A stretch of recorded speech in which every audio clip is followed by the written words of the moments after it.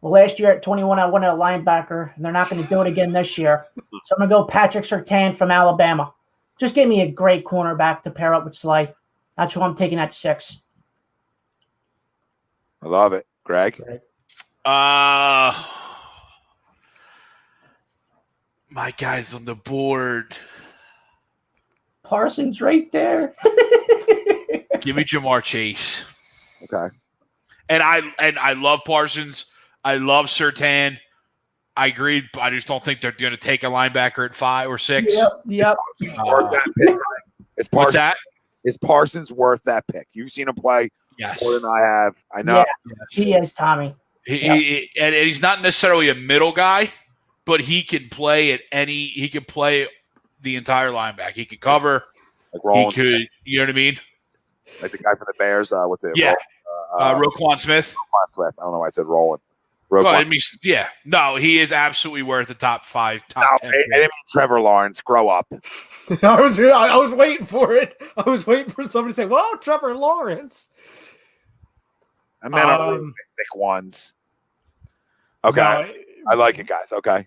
Realistic, I'll give you my 3. 3, Penei Sewell. 2, DeVonta Smith. 1, Patrick Surtain. To pair up with Slay, the double S's. Or no, he's a C. No, it's an S. No, it is. Okay, I got it. I mean, that's my guy. 1. But I'll switch it up and I'll just switch it up, even though I don't like. To me, there's 3 guys you can take, and I'm good. There's probably even a few more guys that I'm good with. You know what I mean? But 3 guys that like I'm really good with, and then there's like 4 or 5, like Parsons, Sewell. They're like 4 or 5 to me. But Chase, Surtain, and DeVonta Smith. Like I've watched so much of DeVonta Smith. He's been good since he's been a freshman at Bama. He's had big catches. I know he doesn't look the part, but either there's guys like Tyreek Hill and other guys, right? Like you might not look the part, but the guy just gets open. He just gets open. Like wide receivers don't win the Heisman. I mean, a monster fucking year. So, I'm hoping that he falls. But again, I mean, my number 1 guy is Surtain. I'm just playing the other side of it. Mm-hmm.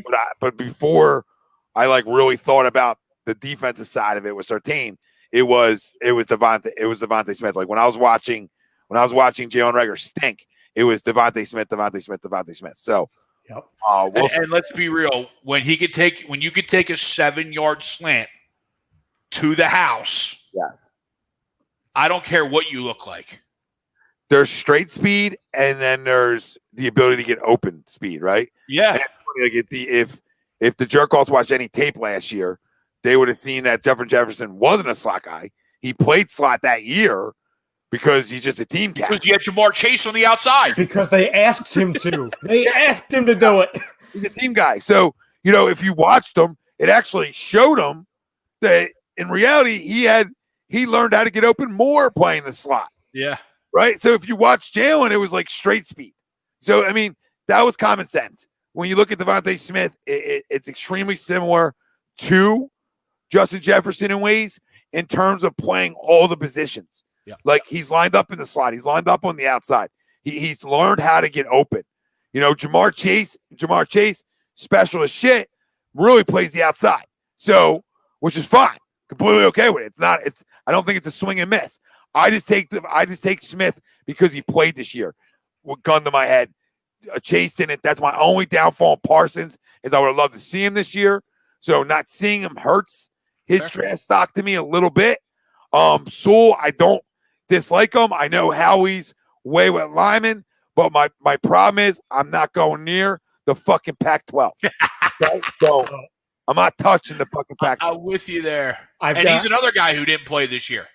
Yep. Whoa. Speaking of, I've got 3 quick things. I've got 3 quick things for you real quick. Rapid fire. Number 1, when you talk about players that haven't played this year and what I'm worried about, if you were to trade back or if you had the 9th pick, if Peterson didn't tank the game on Sunday, I have a bad feeling that the 6th pick's going to be none of these guys we've talked about, and it's going to be Gregory Rousseau, the defensive end from Miami, who sat out this year because we know how Howie loves his DNs, especially if they're not bringing back Barnett. So I am worried about that. 2, when you look at the reason why I'm so big on Surtain, not only it's because of having the combination of him and Slay, when you talk about developing players, right? We could talk about it every day and twice on Sunday about how we haven't been able to develop anybody on the wide receiver, position. But we also haven't been able to do that at all when it comes to the cornerbacks. We've had either a bunch of stuff or just guys, you know what I'm saying? Like Jalen Mills has been the closest thing to developing a cornerback that we've had in years, and he's not a world beater by any means. Well, you say it last night. I mean, I said it last night. Sometimes you fight.